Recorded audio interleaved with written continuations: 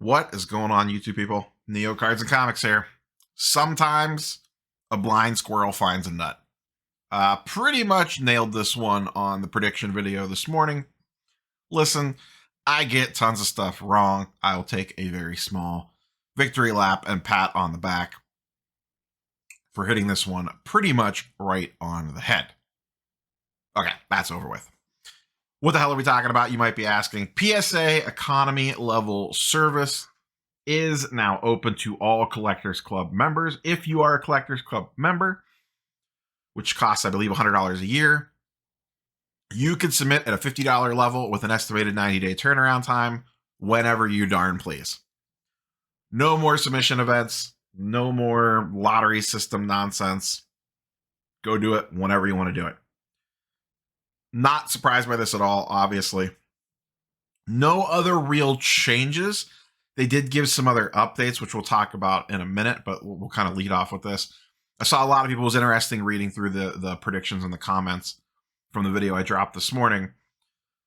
A lot of people predicted price decreases. I really didn't think that was going to happen. They still have, and they do say here, 3.6 million cards in the backlog with an estimated completion date of early fall. Given that, I believe this is why you are not seeing a price decrease yet, because there are still 3.6 million cards in that backlog, and you would alienate a lot of, they've already alienated a lot of people, don't get me wrong, but it would just not be good optics to lower prices when you still have that many cards in the backlog. I think they're smart in the way that they're going about this. I actually don't think this changes much in the grand scheme of things for the amount of cards that they'll be getting. As we've talked about, pretty much anybody and everyone could get in an economy event if you really, really wanted one. And I don't know how many people were really maxing out those 20 cards per month. So, in terms of incoming volume, maybe this evens things out a little bit. Maybe they get a slight uptick. Maybe they see an uptick probably like when a new product releases. I think this is kind of smart to get this set up before we get the Prism releases. We're about to get Prism football, Optic football, Prism basketball at some point in time. You would think that people will be able to rip those packs and immediately send the PSA if they want to without having to wait for an economy slot. So smart on them to get ahead of it in that regards. I think it's also smart on them not to drop prices yet for the reasons that we just talked about, PR backlash, etc.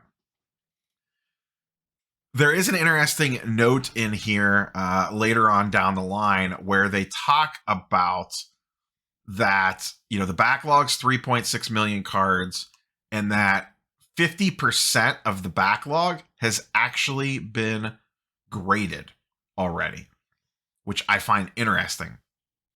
Another important factor is that half the backlog has already been serviced by the grading department, which is the bottleneck in the operation. So of those 3.6 million cards, half have been graded already. They're just waiting to be QA1, QA2 encapsulated and shipped. So they only have what would that be? Like 1.8 million remaining in the backlog to actually grade, like to go through a grader's hands. And it's smart of them to start to prime that pump for, not pump and dump, for the next wave of submissions for when the backlog clears.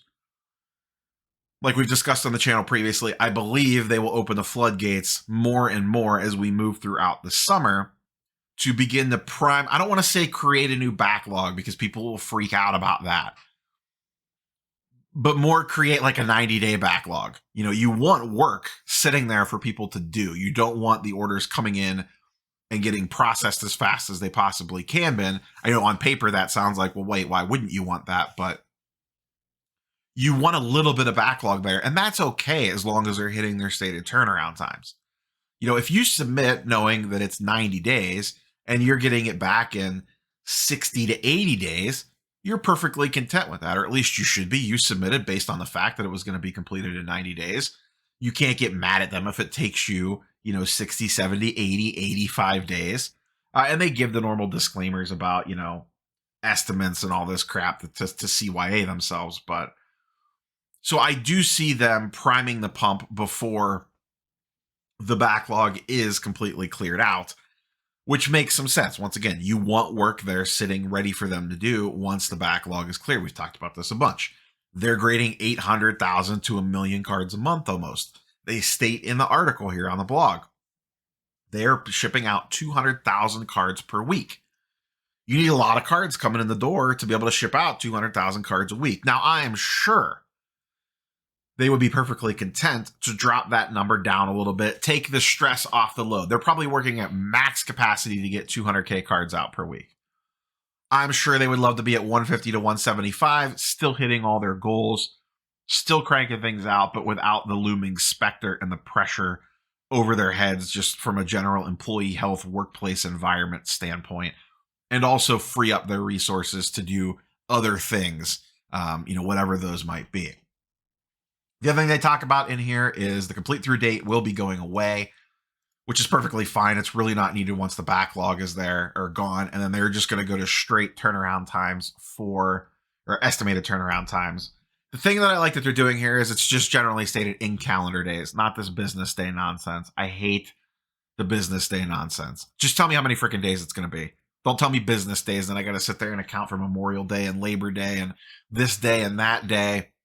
Just tell me how many damn days it's going to take. So they're saying 3 months for economy. I am very curious to see how my existing order is going to go. Prior to the order that I currently have in the system, they have all been hitting right at 5 weeks. This most recent order that I sent a month ago is at 5 weeks, and it just went into grading, and typically they would sit in grading for a couple weeks before moving. I have a feeling this one's probably going to push 60 days, maybe even 70 days before I get it back. And my guess is that they are going to stay around that point. They say 90 days. I have a feeling they will be coming in under the gun on that. I know. I think I haven't checked for a while, so don't hold me to this. SGC, I believe, has posted like a 30-day turnaround time, and they're hitting like 2 to 3 weeks on turnaround time for most stuff. I think it's smart of them. Put the bigger number out there. Come in a third under whatever your posted turnaround time is, and then you look like a champion because you said 90 days and you got it done in 60. Perfect business sense, marketing 101, whatever. So, we'll see how that goes. So that's the other thing, that the complete through date tracker will eventually go away. The other really interesting thing that they had in here was this heat map of the backlog, which I found kind of interesting. I'll zoom in on this a little bit. So it just kind of shows you where they are in the backlog with orders. You can see red is obviously the most.